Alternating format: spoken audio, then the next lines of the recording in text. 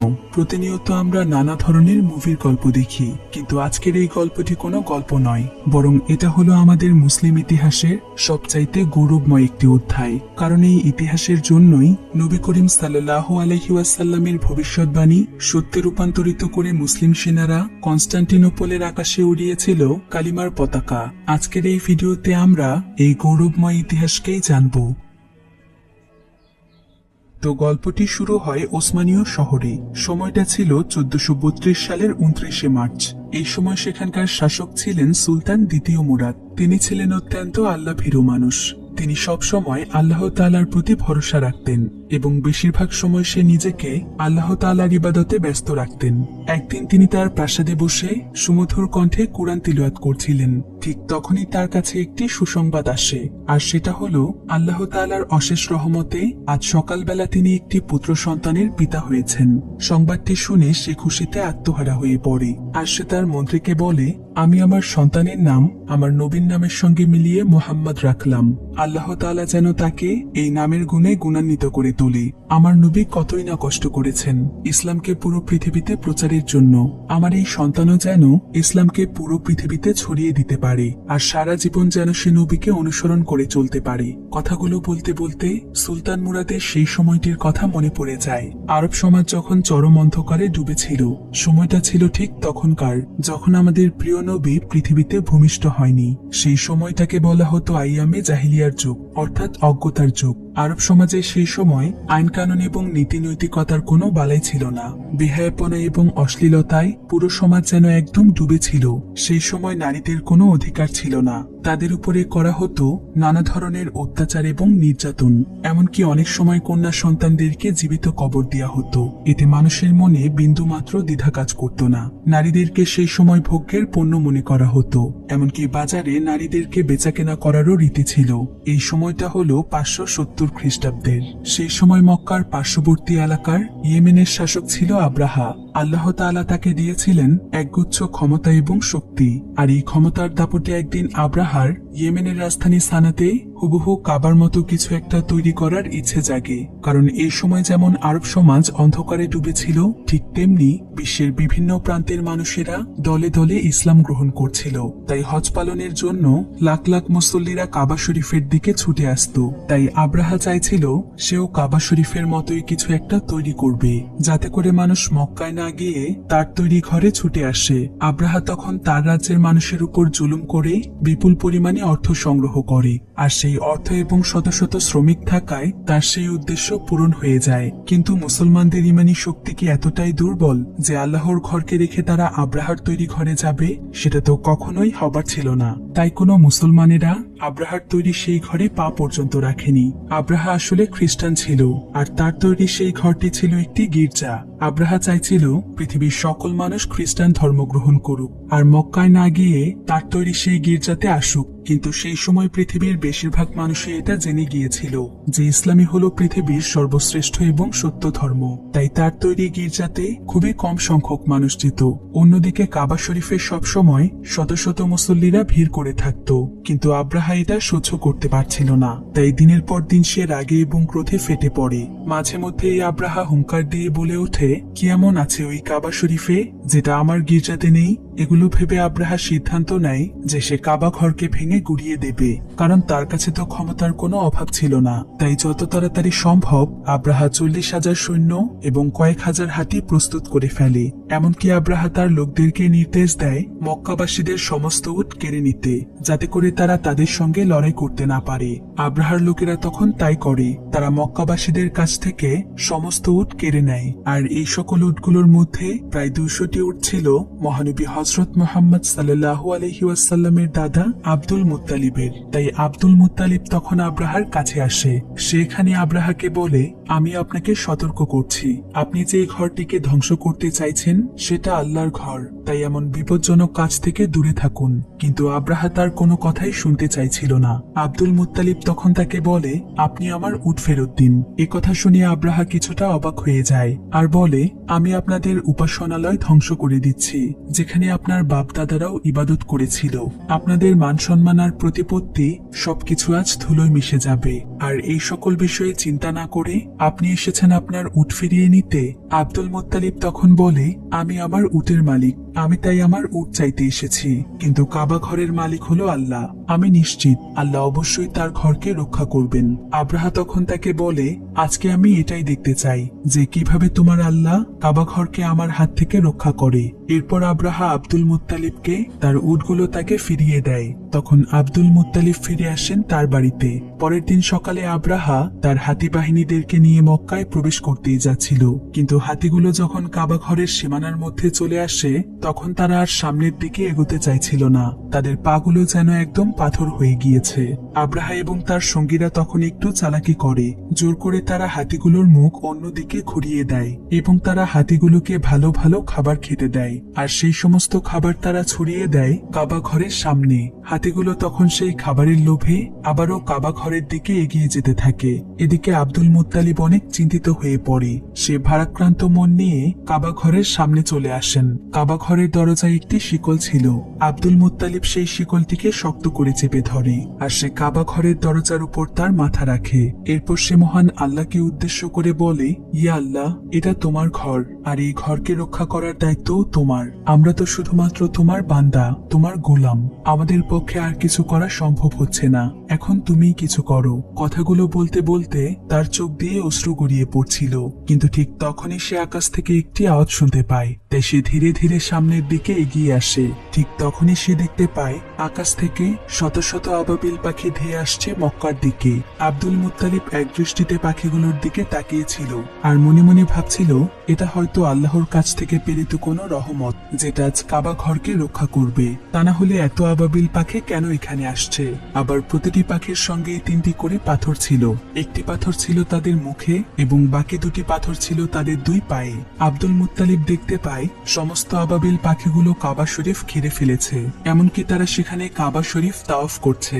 Abdul Muttalib এতেই বুঝে যায় পৃথিবীর কোনো শক্তিই আজ কাবা শরীফের কোনো ক্ষতি করতে পারবে না। এরপর সমস্ত আবাবিল পাখিগুলো ছুটে চলে যায় আব্রাহার সৈন্য এবং হস্তি বাহিনীর দিকে। আব্রাহা এবং তার সৈন্যরা আবাবিল পাখিদের দেখে অনেক ভয় পেয়ে যায়। তারা তখন সেখান থেকে পালিয়ে যাওয়ার চেষ্টা করে, কিন্তু ততক্ষণই সমস্ত আবাবিল পাখি তাদের সঙ্গে থাকা পাথরগুলো আব্রাহা এবং তার সৈন্যদের উপর বৃষ্টির মতো ফেলতে শুরু করে। ফলে দেখা যায় প্রতিটি পাথর সেই সৈন্যদের শরীর ভেদ করে ঢুকে যাচ্ছে। এতে মুহূর্তের মধ্যে সকল সৈন্যরা মারা যায়। আব্রাহাও এখানে মারা গিয়েছিল। আল্লাহ তাআলা এই কাফেরদেরকে একদম ধূলিসাৎ করে দেয়। মহান আল্লাহর কুদরতের মাধ্যমেই এই ছোট ছোট পাথর দিয়ে ধ্বংস হয়েছিল 40,000 সৈন্য এবং শত শত হাতি। এই ঘটনার বর্ণনায় দেয়া হয়েছে পবিত্র কুরআনে সূরা আল ফিলে, যেখানে বলা হয়েছে, তুমি কি দেখনি তোমার প্রতিপালক কাবা ঘর ধ্বংস করতে আসা হাতিওয়ালাদের সাথে কিরূপ আচরণ করেছিল? তিনি কি তাদের চক্রান্ত নস্যাৎ করে দেননি? তিনি তাদের বিরুদ্ধে পাঠিয়েছিলেন ছাকে ছাকে আবাবিল পাখি, যারা সেই হাতিওয়ালাদের উপর পোড়া মাটির পাথর নিক্ষেপ করেছিল। অতঃপর তিনি সেই হাতিওয়ালাদের পরিণত করেছিলেন ভক্ষিত ভুসির ন্যায়। এভাবেই সেদিন কাবা ঘর রক্ষা পেয়েছিল। এই ঘটনার পর প্রায় বেশ কিছুদিন কেটে যায়। এরপর আমরা একটি রাতের ঘটনা দেখতে পাই। মক্কাবাসীরা সেদিন নিজ নিজ কাজে ব্যস্ত ছিল। মহানবী সাল্লাল্লাহু আলাইহি ওয়াসাল্লামের দাদা আব্দুল মুত্তালিব সেদিন রাতে কাবা শরীফের ছাদে দাঁড়িয়েছিলেন আর হঠাৎ করে এসে আকাশে একটি প্রজ্বলিত আলো দেখতে পায়, যেটা আরব থেকে পূর্বাঞ্চল সহ পুরো বিশ্বে ছড়িয়ে পড়ে। এই আলো শুধুমাত্র আব্দুল মুত্তালিবই নয়, বরং পুরো বিশ্বের মানুষ দেখেছিল। আলোটিকে দেখে আব্দুল মুত্তালিব অনেক অবাক হয়ে যায় আর সে দৌড়ে ছাদ থেকে নিচে নেমে আসে। সেই সময় কাফেরেরা তাদের ক্ষমতার জোরে কাবা শরীফের মধ্যে 360টি মূর্তি স্থাপন করেছিল। আব্দুল মুত্তালিব দেখতে পায় সেই সমস্ত মূর্তিগুলো মাটির দিকে নত হয়ে ভেঙে পড়ছে। এরপর তিনি কাবা ঘর থেকে বাইরে বেরিয়ে আসেন। তখন সে দেখতে পায় কুফা ও সিরিয়ার মধ্যবর্তী স্থানে পানি প্রবাহ শুরু হয়েছে, অথচ বহু বছর ধরে এখানে কেউ পানি দেখেনি। ঠিক তখনই আব্দুল মুত্তালিবের তার ঘরের দিকে চোখ পড়ে। সে এখানে দেখতে পায় আজকে তার ঘরের শরীরের মধ্য থেকে অদ্ভুত এক ধরনের নূরের আলো বের হচ্ছে, যেটা এর আগে সে কোনোদিনও দেখেনি। আব্দুল মুত্তালিব তখন ধীরে ধীরে তার ঘরের দিকে এগিয়ে যেতে থাকে, কিন্তু যখনই সে তার ঘরের দরজার কাছে পৌঁছয় তখন সে দেখতে পায় মা আমেনার কোল জুড়ে একটি ফুটফুটে শিশুর জন্ম হয়েছে, যার শরীর থেকে অসম্ভব পরিমাণে নূর বের হচ্ছে। আর সেদিনের সেই শিশুটি ছিল আমাদের প্রিয় নবী হযরত মুহাম্মদ সাল্লাল্লাহু আলাইহি ওয়াসাল্লাম। এভাবেই সেদিন ভূমিষ্ঠ হয়েছিল পৃথিবীর সর্বশ্রেষ্ঠ মানব। এরপর থেকেই পুরো দুনিয়া বদলে যায়। আরবের অন্ধকার সমাজ ধীরে ধীরে আলোর দিশা পেতে শুরু করে। ইসলাম ধর্ম ছড়িয়ে পড়ে পুরো বিশ্বে, কিন্তু সবকিছু কি এতটাই সহজ ছিল? এর জন্য আমাদের নবীকে সহ্য করতে হয়েছে শত দুঃখ, কষ্ট এবং যন্ত্রণা। ইসলাম ধর্মকে প্রচারের জন্য কতবার যে আমাদের নবীকে রক্তাক্ত হতে হয়েছে, কতদিন যে তিনি না খেয়ে থেকেছে তার কোনো হিসেব ছিল না। তারপরও তিনি কখনো থেমে থাকেননি। জীবনের শেষ মুহূর্ত পর্যন্ত লড়াই করে গিয়েছেন ইসলাম প্রচারের জন্য। একবার নবীজি একটি ভবিষ্যৎবাণী করেছিলেন। তিনি বলেছিলেন, মুসলমানেরা একদিন অবশ্যই কনস্টান্টিনোপল শহরকে বিজয় করে নেবে, আর সেই ফৌজের আমির অনেক বাহাদুর হবে। মহানবীর এই ভবিষ্যৎবাণীকে সত্য প্রমাণ করতে 1432 সালে জন্ম হয় সুলতান মুহাম্মদ আল ফাতির। যে বছর তিনি জন্মগ্রহণ করেছিলেন সে বছর পৃথিবীতে কিছু অলৌকিক নিদর্শন দেখা যায়। তখন বড় বড় আলেমগণরা কিছুটা হলেও আন্দাজ করতে পারে যে সুলতান মুহাম্মদ আল ফাতিহ হয়তো নবীজির ভবিষ্যৎবাণী করা সেই মহাবীর। তাই তখন সেই সকল আলেমগণরা সুলতান মুহাম্মদ আল ফাতির পিতা সুলতান মুরাদের কাছে আসে। তারা তখন সুলতান মুরাদকে বলে, মহানবী সাল্লাল্লাহু আলাইহি ওয়াসাল্লাম যেই বীরের কথা বলেছিলেন, হতে পারে আপনার সন্তানই সেই বীর, কারণ আমরা পৃথিবীতে কিছু লক্ষণ দেখতে পেয়েছি। একথা শুনে সুলতান মুরাদ অনেক খুশি হয়ে যায়, আর মনে মনে চিন্তা করে যদিও সে নিজে সেই মহাবীর হতে পারেনি, কিন্তু সে তো এই মহাবীরের পিতা হয়েছে, এটাই তার কাছে অনেক বড় পাওয়া। তাই সে আল্লাহ তাআলার কাছে শুকরিয়া আদায় করে। এরপর সুলতান মুরাদ ছোটবেলা থেকেই তার ছেলেকে সবকিছুতে দক্ষ করে তোলে এবং তার ছেলের পড়াশোনার জন্য কয়েকজন দ্বীনী শিক্ষক নিযুক্ত করেন, যাতে করে ছোটবেলা থেকেই তার মনে ইসলামী শিক্ষা প্রভাব ফেলতে পারে। সুলতান মুহাম্মদের সবচাইতে পছন্দের শিক্ষক ছিলেন আক শামসুদ্দিন। একদিন তিনি সুলতান মুহাম্মদের কাছে আসেন আর বলেন, তুমিই হবে সেই মহাবীর যে কিনা কনস্টান্টিনোপলকে জয় করবে। একদিন তুমি অবশ্যই মহানবীর ভবিষ্যৎবাণীকে সত্য প্রমাণিত করবে। ইনশাআল্লাহ, আমি গর্বিত যে আমি তোমার শিক্ষক হতে পেরেছি। এ সময় সুলতান মুহাম্মদের বয়স ছিল 11 বছর, কিন্তু অভিজ্ঞতা অর্জনের জন্য এত কম বয়সেই তাকে অ্যামাসিয়া শাসনের জন্য পাঠিয়ে দেয়া হয়। এরপর 1444 সালের 12 জুলাই সুলতান মুহাম্মদের পিতা সুলতান মুরাদ খানের সঙ্গে ইউরোপীয় খ্রিস্টানদের 10 বছরের একটি শান্তি চুক্তি গঠিত হয়। আর এর পরপরই সুলতান মুরাদ অবসরে চলে যান এবং সুলতান মুহাম্মদকে অ্যামাসিয়া থেকে ফিরিয়ে এনে তার সিংহাসনে বসিয়ে দেন। এ সময় সুলতান মুহাম্মদের বয়স ছিল মাত্র 12 বছর। এদিকে ইউরোপীয় খ্রিস্টানরা যখন এটা জানতে পারে তখন তারা একটি ষড়যন্ত্র শুরু করে। তারা চিন্তা করে 12 বছর বয়সে সুলতান মুহাম্মদকে হারিয়ে তারা ওসমানীয় সাম্রাজ্য খুব সহজেই দখল করে ফেলবে, কারণ তারা সুলতান মুহাম্মদকে দুর্বল ভেবেছিল। তাই তারা 10 বছরের শান্তি চুক্তিকে মাত্র 2 মাসের মধ্যেই ভেঙে ফেলে আর তারা ওসমানীয় সাম্রাজ্যে আক্রমণ করে। সুলতান মুহাম্মদ তখন তার পিতাকে পুনরায় সিংহাসনে বসে সেনাদেরকে নেতৃত্ব দিতে বলেন, কিন্তু প্রথমে সুলতান মুরাদ রাজি হয় না।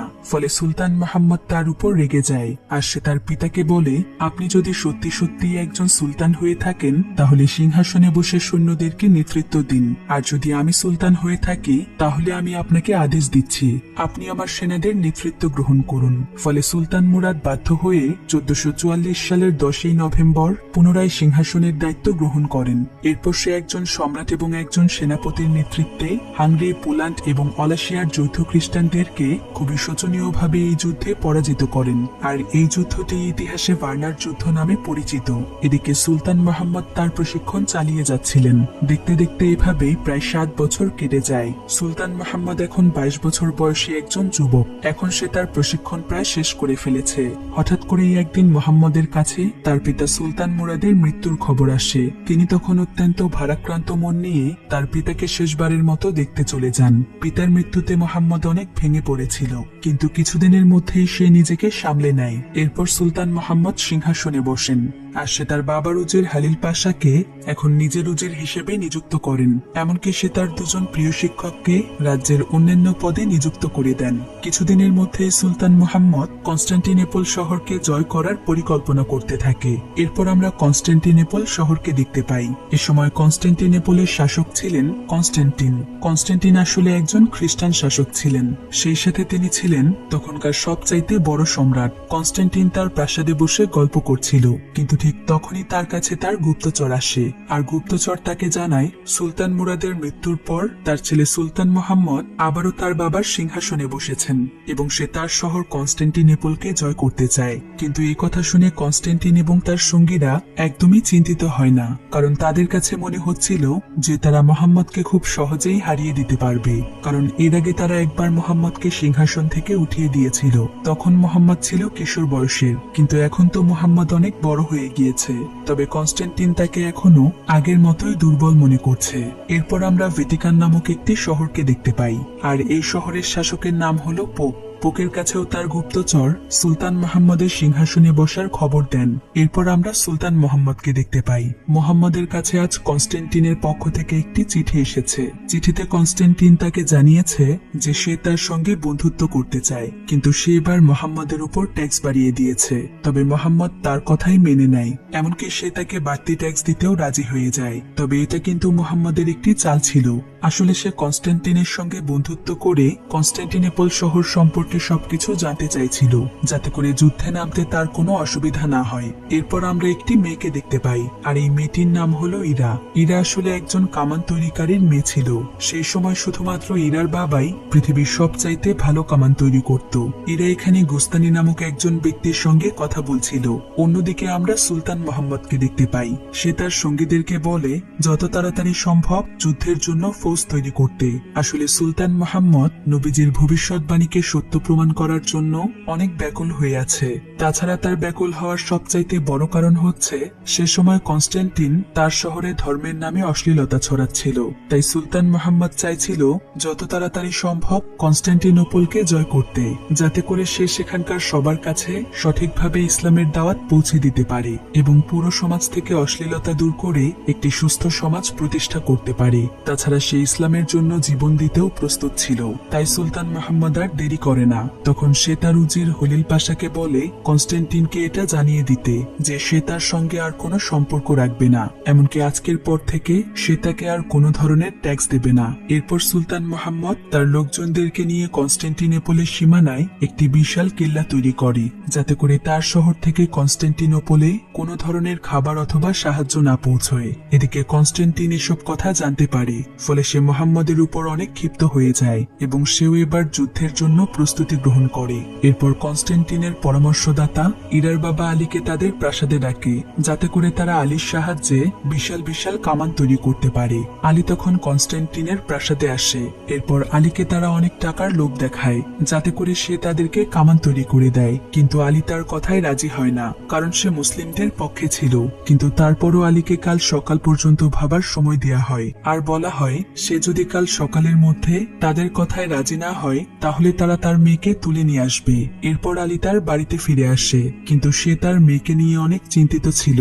এরপর আলী সিদ্ধান্ত নেয় যে সে তার মেয়ে ইরাকে নিয়ে এখান থেকে পালিয়ে যাবে। এরপর ইরা এবং তার বাবা দুজনেই সেখান থেকে পালানোর প্রস্তুতি গ্রহণ করছিল, কিন্তু ঠিক তখনই সেখানে কনস্টান্টিনের সৈন্যরা চলে আসে। আসলে কনস্টান্টিনের সন্দেহ হয়েছিল যে আলী হয়তো এখান থেকে পালিয়ে যেতে পারে, তাই সে তার সৈন্যদেরকে বিষয়টি দেখার জন্য পাঠিয়ে দিয়েছে। কনস্টান্টিনের সৈন্যরা আলী এবং ইরাকে জোর করে সেখান থেকে নিয়ে যেতে চাইছিল, কিন্তু এমন সময় সেখানে হাসান নামক একজন সেনাপতি চলে আসে। আসলে হাসান হলো সুলতান মুহাম্মদের বিশেষ সেনাপতি, কারণ সুলতান মুহাম্মদ হাসানকে সবচাইতে বেশি ভালোবাসত, কেননা হাসান ছিল তার সবচাইতে সাহসী এবং শক্তিশালী সেনাপতি। হাসান এখানে ইরা এবং আলীকে বাঁচিয়ে নেয়। এরপর সে তাদের দুজনকে সুলতান মুহাম্মদের কাছে নিয়ে যায়। অন্যদিকে কনস্টান্টিন এটা জানতে পারে যে কামান তৈরিকারী আলী এখন মুহাম্মদের হেফাজতে রয়েছে, অর্থাৎ সে সে অনেক বড় একটি সুযোগ হাতছাড়া করে ফেলেছে।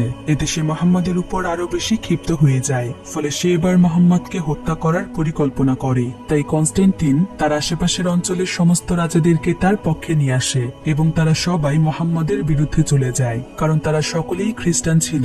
এদিকে মোহাম্মদের উজির হুলিল পাশা তাকে জানায় যে আশেপাশের অঞ্চলের সমস্ত রাজারা এখন কনস্ট্যান্টিনের পক্ষে চলে গিয়েছে। তাই তাদের দল এখন অনেক শক্তিশালী, কারণ আশেপাশের সমস্ত রাজারা কনস্ট্যান্টিনকে সাহায্য করছে। সুলতান মোহাম্মদ তখন তাকে বলে, কনস্ট্যান্টিনকে তো রাজারা সাহায্য করছে, কিন্তু আমাদের কাউকে প্রয়োজন নেই, কারণ আমাদেরকে সাহায্য করবে আল্লাহ। এরপর মোহাম্মদ তার সকল সৈন্যদেরকে নিয়ে পৃথিবীর সবচাইতে বড় এবং শক্তিশালী কামান তৈরি করে। সে সময় সবচাইতে দূরপাল্লার কামান তিনিই তৈরি করেছিলেন। এরপর সমস্ত ধরনের রণপ্রস্তুতি করে 1453 সালের 6 এপ্রিল সুলতান মোহাম্মদ তার সৈন্যদেরকে নিয়ে কনস্ট্যান্টিনোপলের নগর প্রাচীরের সামনে চলে আসেন। এরপর সে তার কামান এবং অস্ত্রগুলো সঠিক জায়গায় বসিয়ে প্রথমেই নগর প্রাচীরের উপর হামলা করে। কিছুক্ষণ পরেই সুলতান মোহাম্মদের সৈন্যরা আল্লাহু আকবার বলে কনস্ট্যান্টিনের সৈন্যদের উপর ঝাঁপিয়ে পড়ে। এদিকে সুলতান মোহাম্মদের বাকি সৈন্যরা তাদের সমস্ত রণতরীগুলো কনস্ট্যান্টিনোপলের পাশে থাকা বসফরাস প্রণালীতে নিয়ে আসে, কিন্তু তারা চাইলেই কনস্ট্যান্টিনোপল শহরের নদীতে আসতে পারছিল না, কারণ কনস্ট্যান্টিনোপলের নদীতে প্রবেশ করার যেই রাস্তা ছিল সেটা শিকল দিয়ে বন্ধ করে দেওয়া হয়েছে, যাতে করে সুলতান মোহাম্মদের সৈন্যরা রণতরীর মাধ্যমে তাদের শহরে হামলা করতে না পারে। কিন্তু কনস্ট্যান্টিনের সৈন্যরা তাদের রণতরীর মাধ্যমে ওসমানীয় সৈন্যদের উপর হামলা করছিল, অর্থাৎ তারা নিজেদের প্রতিরক্ষার জন্য সকল দিক থেকেই প্রস্তুত ছিল। অন্যদিকে মোহাম্মদের সবচাইতে প্রিয় সেনাপতি হাসান সকল সৈন্যদেরকে নেতৃত্ব দিচ্ছিল। এদিকে যেমন ওসমানীয় সৈন্যরা তাদের গোলা এবং প্রস্তরের মাধ্যমে কনস্ট্যান্টিনোপলের নগর প্রাচীর ভেঙে ফেলছিল, ঠিক তেমনি কনস্ট্যান্টিনের সৈন্যরাও অতি দক্ষতার সাথে সঙ্গে সঙ্গে এই প্রাচীরটিকে মেরামত করে ফেলছিল। তাই প্রাচীরটিকে ভাঙা কোনোভাবেই সম্ভব হচ্ছিল না। এক পর্যায়ে ওসমানীয় সৈন্যরা বড় বড় মইয়ের সাহায্যে নগর প্রাচীর পার হওয়ার চেষ্টা করে, কিন্তু কনস্ট্যান্টিনের সৈন্যরা তখন তাদের উপর গরম তেল ঢেলে দিচ্ছিল। ফলে ওসমানীয়রা সেখান থেকে সরে আসতে বাধ্য হয়। কনস্ট্যান্টিন আসলে আগে থেকেই তাদেরকে প্রতিরোধ করার জন্য আলাদাভাবে এই তেলের ব্যবস্থা করে রেখেছিলেন। এভাবেই তাদের মধ্যে সারাদিন যুদ্ধ চলছিল। এরপর রাতের বেলা সুলতান মোহাম্মদ একটি নতুন কৌশল অবলম্বন করেন। তিনি সেই নগর প্রাচীরের চাইতে উঁচু বিশাল কয়েকটি মিনার তৈরি করেন, যাতে করে তারা খুব সহজেই নগর প্রাচীর পার হতে পারে। এরপর ওসমানীয় সৈন্যরা তাদের মিনারগুলো নিয়ে নগর প্রাচীরের সামনে চলে যায়। এতে কনস্ট্যান্টিনের সৈন্যরা আরো বেশি সতর্ক হয়ে ওঠে এবং সঙ্গে সঙ্গেই তারা ওসমানীয় সৈন্যদের উপর জ্বলন্ত রজনের গোলা ছুড়তে শুরু করে। এমনকি তারা তাদের সকল মিনারে আগুন লাগিয়ে দেয়। ফলে তাদের এই পরিকল্পনাও ব্যর্থ হয়ে যায়। এখানে সুলতান মোহাম্মদের অসংখ্য সৈন্য শাহাদাত বরণ করেন। পরে তাদেরকে একসঙ্গে গণকবর দেয়া হয়। এরপর মোহাম্মদ আরো একটি নতুন পরিকল্পনা বের করে। তার পরিকল্পনা অনুযায়ী পরের দিন সকালে সে কোনো যুদ্ধ করে না, বরং সে তার সৈন্যদেরকে মাটির নিচ দিয়ে রাস্তা তৈরি করতে বলে, যাতে করে তারা মাটির নিচের রাস্তা দিয়েই কনস্ট্যান্টিনোপলের নগর প্রাচীর পার হতে পারে। সৈন্যরা তখন তার কথা মতোই কাজ শুরু করে দেয়। সেদিন থেকেই তারা মাটির নিচে রাস্তা বানাতে থাকে। এদিকে পরের দিন সকালে যুদ্ধ না করায় কনস্ট্যান্টিন মনে করে যে মোহাম্মদ হয়তো ভয় পেয়েছে, তাই সে আর যুদ্ধ করতে আসবে না, অর্থাৎ তারা হয়তো এই যুদ্ধে জিতে গিয়েছে। তাই কনস্ট্যান্টিন তার সঙ্গীদেরকে নিয়ে রাতের বেলা একটি নাচ গানের উৎসবের আয়োজন করে। এদিকে মোহাম্মদের সৈন্যরা খুব ভালোভাবেই মাটির নিচে সুড়ঙ্গ তৈরি করছিল, কিন্তু হঠাৎ করে সুড়ঙ্গে ধস নেমে আসে। ফলে কনস্ট্যান্টিনের সৈন্যরা তাদের উপস্থিতি টের পেয়ে যায়। তাই তারা সবাই সেই সুড়ঙ্গের মধ্যে প্রবেশ করে। এদিকে মোহাম্মদের সৈন্যরা এটা বুঝে ফেলে যে তারা আর বাঁচতে পারবে না, কারণ এখানে কনস্ট্যান্টিনের শত শত সৈন্যরা ধেয়ে আসছে। তাই তারা সেখানে একটি বিস্ফোরণ ঘটায়। ফলে তাদের সঙ্গে সঙ্গে কনস্ট্যান্টিনের সেই সৈন্যরাও মারা যায়। অর্থাৎ এবারও মোহাম্মদের পরিকল্পনা ব্যর্থ হয়েছে।